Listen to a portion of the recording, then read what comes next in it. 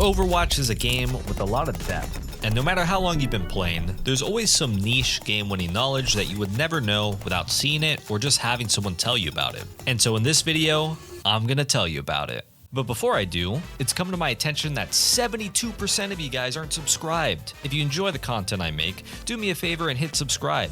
It's a free and easy way to keep the videos you like coming. With that out of the way, let's get right into it. Starting with sound in Overwatch.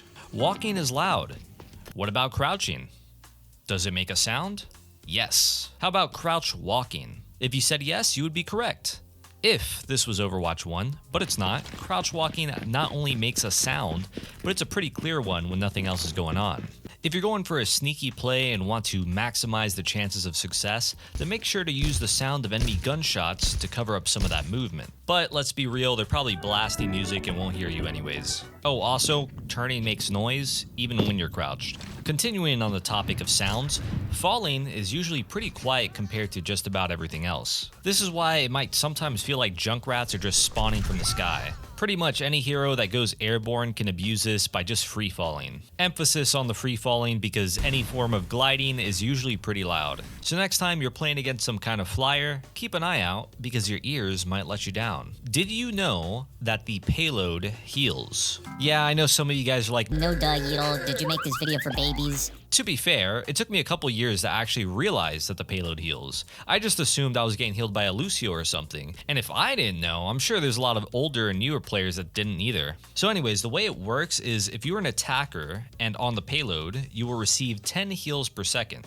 It doesn't sound like much, but when most fights last more than a few seconds, those heals start to add up. Not to mention it could easily clutch up some 1v1s. Before anyone says anything, no, the push bot does not heal. Speaking of objectives, when's the best time to contest the objective for overtime? If you are a veteran player, you already know touching during the last 3 seconds forces overtime in most modes. On Control, you can technically contest on the second half of a 96, but I wouldn't risk it because half a second is pretty easy to mess up, so sticking with the 3-second rule here is pretty fair.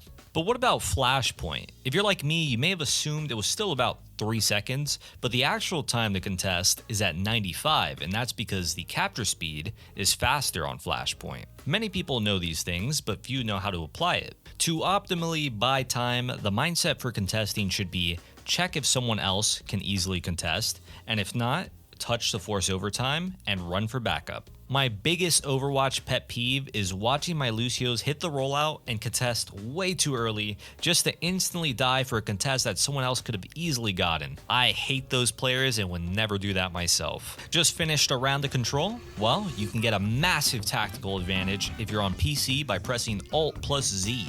This hides the HUD, which uncovers the scoreboard and lets you keep playing while everyone else is AFK.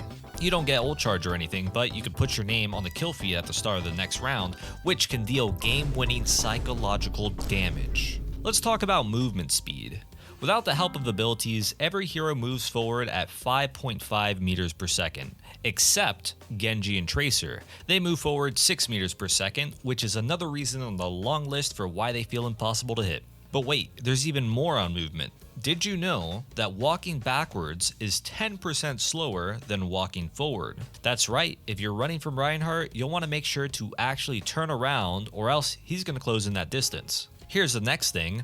Rocket jumping, nade jumping, whatever you want to call it when a hero gets hops from shooting their weapon. Zarya, Pharah, Soldier, Bastion, Junkrat, and Sigma can all do it. Most of them can be performed by simply shooting and jumping at the same time. Zarya's not only opens up a lot of incredibly useful high ground rollouts, but the knockback also pushes her forward faster than just walking would. This is great for chasing kills, running from enemies, or even leaving spawn. She can also double nade jump by shooting 4 nades up, reloading, and doing a regular nade jump. Bastions does all the same things, even the double nade jump, but now he has his tank mode perk, so he's got even more rollout potential. Pharah can't quite double rocket jump since hers never comes back down, but the verticality scales a lot when combined with their other abilities. Junkrat can do these little baby jumps off his nades. He can even double it. Maybe not the most useful, but it's got some flex potential. Sigma's is just about useless these days since he can fly, but yeah, I guess it can be done. A reoccurring thing on this channel is bee hopping. I've talked about it many times in past videos, and for good reason.